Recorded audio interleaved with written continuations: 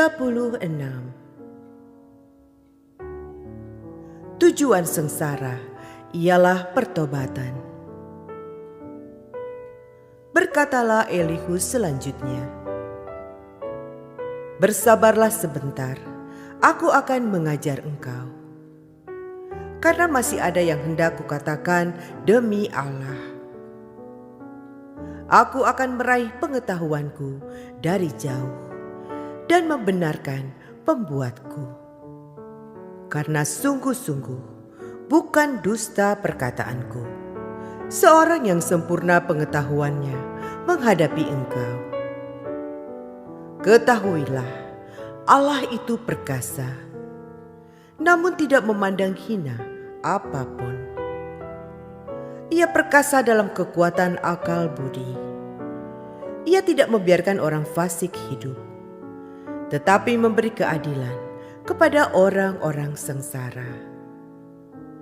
Ia tidak mengalihkan pandangan matanya dari orang benar, tetapi menempatkan mereka untuk selama-lamanya di samping raja-raja di atas tahta, sehingga mereka tinggi martabatnya. Jikalau mereka dibelenggu dengan rantai, tertangkap dalam tali kesengsaraan, maka ia memperingatkan mereka kepada perbuatan mereka dan kepada pelanggaran mereka, karena mereka berlaku congkak, dan ia membukakan telinga mereka bagi ajaran, dan menyuruh mereka berbalik dari kejahatan. Jikalau mereka mendengar dan takluk, maka mereka hidup mujur sampai akhir hari-hari mereka, dan senang sampai akhir tahun-tahun mereka. Tetapi jikalau mereka tidak mendengar, maka mereka akan mati oleh lembing dan binasa dalam kebebalan. Orang-orang yang fasik hatinya menyimpan kemarahan. Mereka tidak berteriak minta tolong kalau mereka dibelenggunya. Nyawa mereka binasa di masa muda, dan hidup mereka berakhir sebelum saatnya. Dengan sengsara ia menyelamatkan orang sengsara. Dengan penindasan ia membuka telinga mereka. Juga engkau dibujuknya keluar dari dalam kesesakan, ke tempat yang luas, bebas dari tekanan, ke meja hidanganmu yang tenang dan penuh lemak. Tetapi engkau sudah mendapat hukuman orang fasik sepenuhnya. Engkau dicengkeram hukuman dan keadilan. Janganlah panas hati membujuk engkau berolok-olok. Janganlah besarnya tebusan menyesatkan engkau. Dapatkah teriakanmu meluputkan engkau dari kesesakan? Ataukah seluruh kekuatan jeripayamu? Janganlah merindukan malam hari, waktu bangsa-bangsa pergi dari tempatnya. Jagalah dirimu, janganlah berpaling kepada kejahatan, karena itulah sebabnya engkau dicobai oleh sengsara. Sesungguhnya Allah itu mulia di dalam kekuasaannya. Siapakah guru seperti Dia? Siapakah akan menentukan jalan baginya?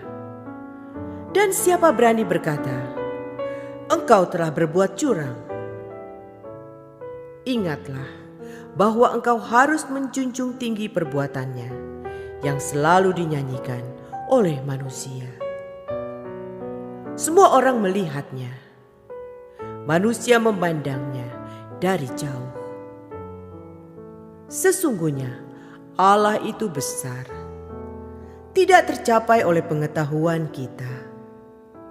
Jumlah tahunnya tidak dapat diselidiki. Ia menarik ke atas titik-titik air dan memekatkan kabut menjadi hujan yang dicurahkan oleh mendung dan disiramkan ke atas banyak manusia. Siapa mengerti perkembangannya awan dan bunyi gemuruh di tempat kediamannya?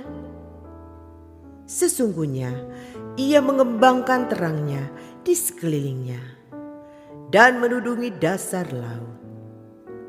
Karena dengan semuanya itu, ia mengadili bangsa-bangsa dan juga memberi makan dengan berlimpah-limpah.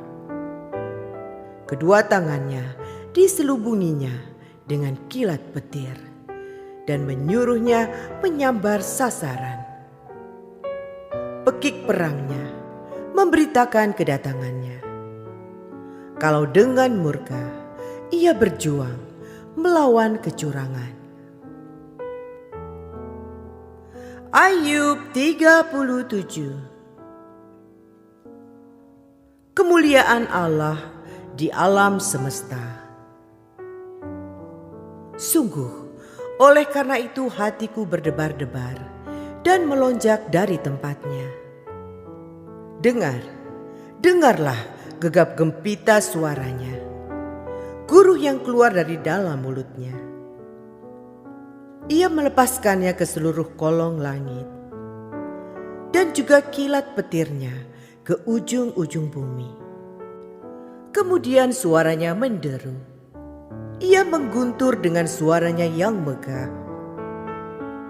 Ia tidak menahan kilat petir bila suaranya kedengaran.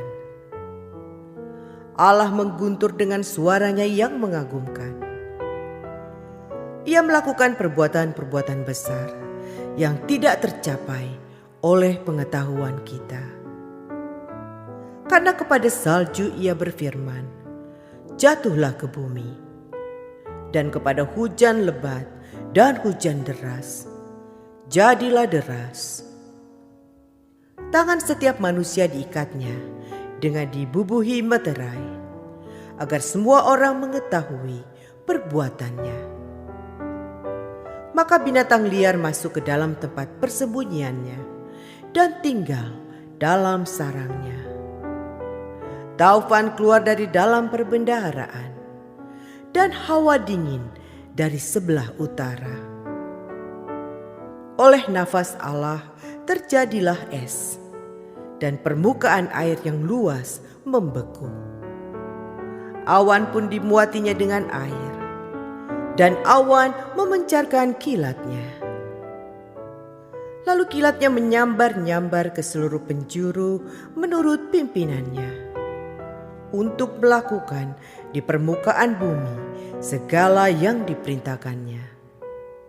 Ia membuatnya mencapai tujuannya, baik untuk menjadi pentung bagi isi buminya, maupun untuk menyatakan kasih setia. Berilah telinga kepada semuanya itu, hai Ayub. Diamlah dan perhatikanlah keajaiban-keajaiban Allah. Tahukah engkau bagaimana Allah memberi tugas kepadanya dan menyinarkan cahaya dari awannya? Tahukah engkau tentang melayangnya awan-awan, tentang keajaiban-keajaiban dari Yang Maha Tahu? Hai engkau yang pakaiannya menjadi panas, jika bumi terdiam karena panasnya angin selatan, dapatkah engkau seperti Dia menyusun awan menjadi cakrawala, keras seperti cermin tuangan? Beritahukanlah kepada kami apa yang harus kami katakan kepadanya.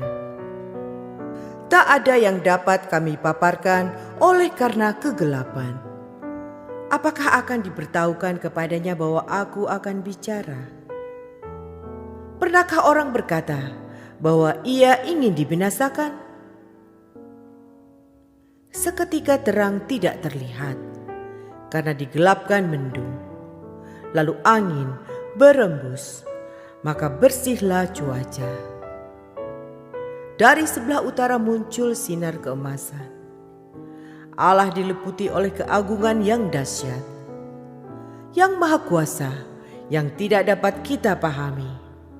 Besar kekuasaan dan keadilannya. Walaupun kaya akan kebenaran, ia tidak menindasnya.